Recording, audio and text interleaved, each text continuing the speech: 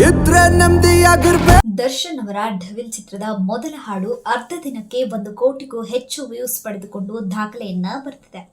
ಅಷ್ಟೇ ಅಲ್ಲ, number 1 trending ನಲ್ಲಿದೆ.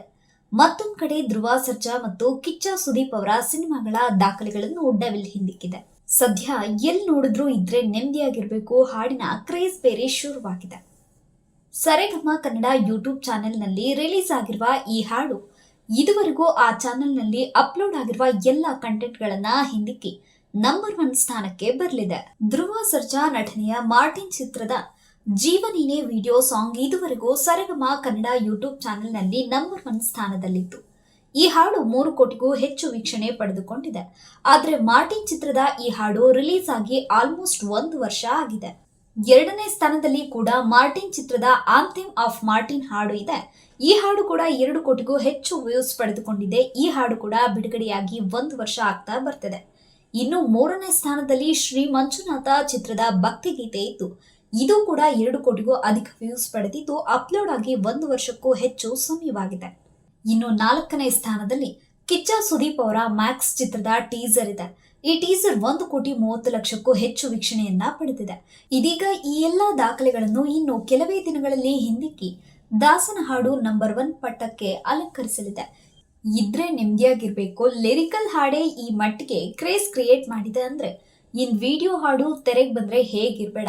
ಒಟ್ಟಾರೆ ಈ ಹಾಡು ಕೇವಲ ಸರೆಗಮ ಕನ್ನಡ ಯೂಟ್ಯೂಬ್ ಚಾನೆಲ್ ಅಲ್ಲಿ ಮಾತ್ರ ನಂಬರ್ 1 ಅಲ್ಲ, ಇಡೀ ದೇಶದಲ್ಲೇ ಟ್ರೆಂಡಿಂಗ್ ನಲ್ಲಿ ಟಾಪ್ ಅಲ್ಲಿ ಬಂದು ಕೂತಿದೆ.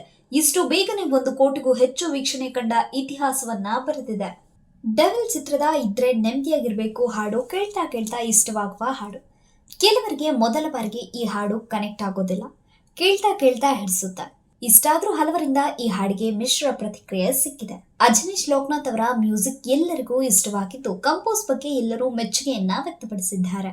ಆದರೆ ಸಾಹಿತ್ಯ ಇನ್ನೂ ಪವರ್ಫುಲ್ ಆಗಿರಬಹುದಿತ್ತು ಅಂತ ನೆಟ್ಟಿಗರು ಅಸಮಾಧಾನ ವ್ಯಕ್ತಪಡಿಸಿದ್ದು, ಅನಿರುದ್ಧ್ ಶಾಸ್ತ್ರಿ ಅವರು ಈ ಹಾಡಿಗೆ ಸಾಹಿತ್ಯವನ್ನ ಬರೆದಿದ್ದಾರೆ. ಪುಷ್ಪ ಸಿನಿಮಾ ಖ್ಯಾತಿಯ ಗಾಯಕ ದೀಪಕ್ ಬ್ಲೂ ಅವರು ಈ ಹಾಡನ್ನು ಹಾಡಿದ್ದಾರೆ. ಅದೇನೇ ಆದ್ರೂ ದಾಸನ ಫ್ಯಾನ್ಸ್ ಈ ಹಾಡನ್ನು ಎಂಜಾಯ್ ಮಾಡ್ತಿದ್ದಾರೆ. ದರ್ಶನ್ ಹೆಸರು ಮತ್ತು ಅವರ ಯೂನಿಕ್ ಡೈಲಾಗ್ ಈ ಹಾಡನ್ನು ಒಂದೇ ದಿನಕ್ಕೆ ಬ್ಲಾಕ್ ಬಸ್ಟರ್ ಹಿಟ್ ಮಾಡಿಬಿಟ್ಟಿದೆ. ಸೋಷಿಯಲ್ ಮೀಡಿಯಾದಲ್ಲಿ ಕೂಡ ಇದ್ರೆ ನೆಮ್ಮದಿಯಾಗಿರ್ಬೇಕು ಹಾಡು ಟ್ರೆಂಡ್ ಕ್ರಿಯೇಟ್ ಮಾಡುತ್ತಿದೆ. ಅಭಿಮಾನಿಗಳು ಮತ್ತು ಅನೇಕ ಸೆಲೆಬ್ರಿಟಿಗಳು ಈ ಹಾಡಿಗೆ ರೀಲ್ಸ್ ಮಾಡುತ್ತಿದ್ದಾರೆ. ಆ ಮೂಲಕ ಡೆವಿಲ್ ಸಿನಿಮಾ ಮೇಲೆ ಇರುವ ಕ್ರೇಜ್ ಎಂತದ್ದು ಅನ್ನೋದನ್ನ ಅಭಿಮಾನಿಗಳು ತೋರಿಸುತ್ತಿದ್ದಾರೆ. ಡೆವಿಲ್ ಚಿತ್ರದ ಇದ್ರೆ ನೆಮ್ಮದಿಯಾಗಿರ್ಬೇಕು ಮೊದಲ ಸಾಂಗ್ ರಿಲೀಸ್ ಆದ ಬೆನ್ನಲ್ಲೇ ಡೆವಿಲ್ ಸಿನಿಮಾದ ದಿನಾಂಕವನ್ನ ಅನೌನ್ಸ್ ಮಾಡಲಾಗಿದೆ. ಮಿಲನ ಪ್ರಕಾಶ್ ಅವರ ನಿರ್ದೇಶನದಲ್ಲಿ ಡೆವಿಲ್ ಸಿನಿಮಾ ಬಿಡುಗಡೆಗೆ ಸಿದ್ಧವಾಗುತ್ತಿದೆ. ಇದೀಗ ಸಿನಿಮಾ ರಿಲೀಸ್ ಡೇಟ್ ಬಗ್ಗೆ ದರ್ಶನ್ ಪತ್ನಿ ವಿಜಯಲಕ್ಷ್ಮಿ ಅವರು ಸೋಷಿಯಲ್ ಮೀಡಿಯಾದಲ್ಲಿ ಹಂಚಿಕೊಂಡಿದ್ದಾರೆ. ಹೌದು, ಡಿಸೆಂಬರ್ 12ರಂದು ರಾಜ್ಯಾದ್ಯಂತ ರಿಲೀಸ್ ಆಗಲಿದೆ. ಇದು ಚಾಲೆಂಜಿಂಗ್ ಸ್ಟಾರ್ ದರ್ಶನ್ ಅಭಿನಯದ 57ನೇ ಸಿನಿಮಾವಾಗಿದ್ದು, ಮೂವಿಯಲ್ಲಿ ರಚನಾ ರೈ ಹೀರೋಯಿನ್ ಆಗಿ ಅಭಿನಯಿಸಿದ್ದಾರೆ. ಇಷ್ಟೆಲ್ಲ ಖುಷಿಯ ವಿಚಾರದ ನಡುವೆ ದರ್ಶನ್ ಅಭಿಮಾನಿಗಳ ಜೊತೆಗೆ ಇಲ್ಲ ಅನ್ನೋದೇ ಬೇಸರದ ವಿಚಾರ. ದರ್ಶನ್ ಜೈಲಲ್ಲಿರುವಾಗಲೇ ಈ ಸಿನಿಮಾ ತೆರೆಗೆ ಬರುವ ಅನಿವಾರ್ಯತೆ ಬಂದಿದೆ. ಎಲ್ಲವೂ ಅಂದುಕೊಂಡಂತೆ ಆಗಿದ್ರೆ ದರ್ಶನ್ ಡೆವಿಲ್ ಚಿತ್ರದ ಪ್ರಚಾರದ ಕೆಲಸದಲ್ಲಿ ತೊಡಗಿಸಿಕೊಳ್ಳಬೇಕಿತ್ತು. ಆದರೆ ಪ್ರಚಾರದ ಕೆಲಸವನ್ನ ಚಿತ್ರತಂಡದ ಜೊತೆಗೆ ವಿಜಯಲಕ್ಷ್ಮಿ ದರ್ಶನ್ ಅವರು ಕೂಡ ಮಾಡಲಿದ್ದಾರೆ.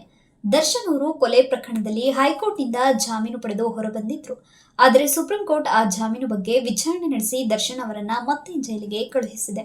ಇನ್ನು 6 ತಿಂಗಳವರೆಗೆ ದರ್ಶನ್ ಜೈಲಿನಲ್ಲೇ ಇರಬೇಕಾಗಬಹುದು. ಹಾಗಾಗಿ ದರ್ಶನ್ ಇಲ್ಲದೆ ಡೆವಿಲ್ ಸಿನಿಮಾವನ್ನ ಅಭಿಮಾನಿಗಳು ನೋಡಬೇಕಾಗಿದೆ.